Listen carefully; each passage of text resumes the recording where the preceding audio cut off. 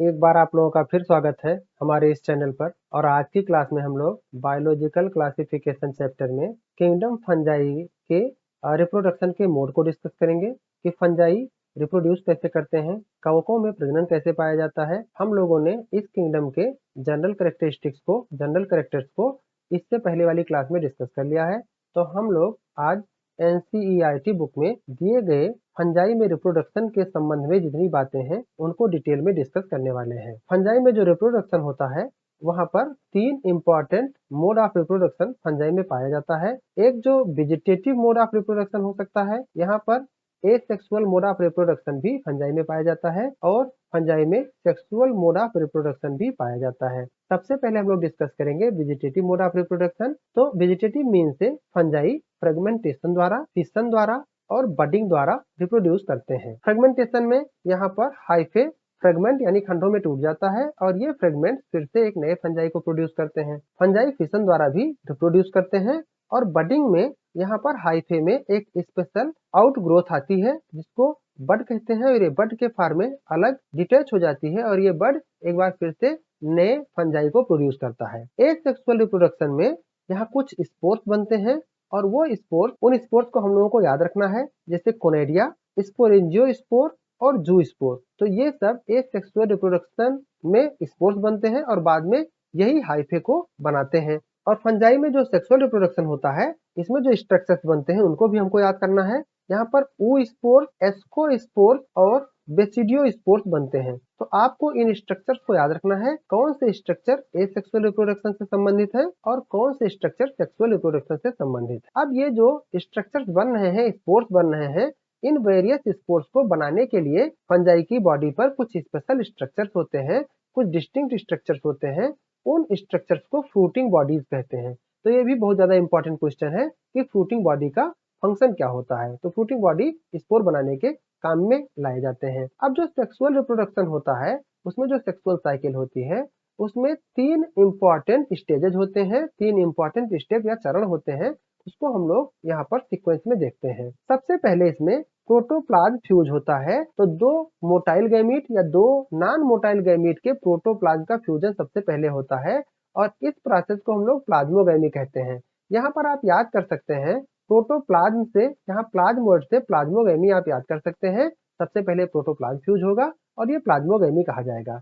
इसके बाद में जो दोनों न्यूक्लियाई हैं गैमीट में वो फ्यूज हो जाएंगी और इस प्रोसेस को हम लोग कैरियोगैमी कहेंगे।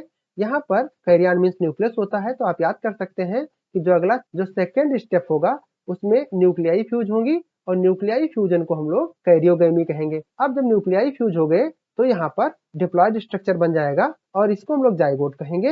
ये जो जाइगोट बनता है इसमें मियोसिस होती है। तो जो मियोसिस मतलब रिडक्शन डिवीजन होगा, इसको हम लोग आगे भी अभी डिस्कस करेंगे। जो यहाँ पर मियोसिस करके जाइगोट 2 हेप्लॉयड स्पोर बनाएगा। तो हेप्लॉयड स्पोर यहाँ बनेंगे, यहाँ पर 2n से n हो जाएगा। जेनेटिक कंटेंट का अमाउंट जो होगा, जो जेनेटिक मटेरियल होगा वो डिप्लॉयड से हेप्लॉयड हो जाएगा और यहाँ पर हेप्लॉयड स्पोर बन जाएंगे। जब फंगस रिप्रोड्यूस करते हैं सेक्सुअल मोड से यानी सेक्सुअली रिप्रोड्यूस करते हैं तो इसमें 2 हेप्लॉयड हाइफे आसपास आ जाते हैं। ऐसे हाइफे जो कंपेटिबल मेटिंग के होते हैं वो आसपास आते हैं।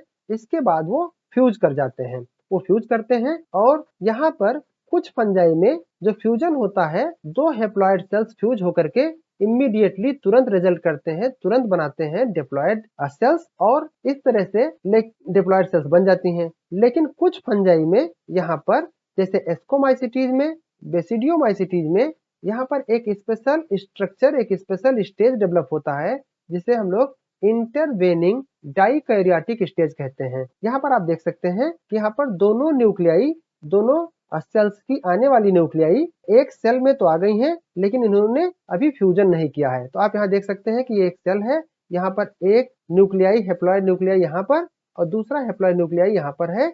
इस स्टेज को हम लोग डाइकैरियोफेज कह सकते हैं फंगस का, या डाइकैरियन स्टेज कह सकते हैं या डाइकैरियन फेज कह सकते हैं।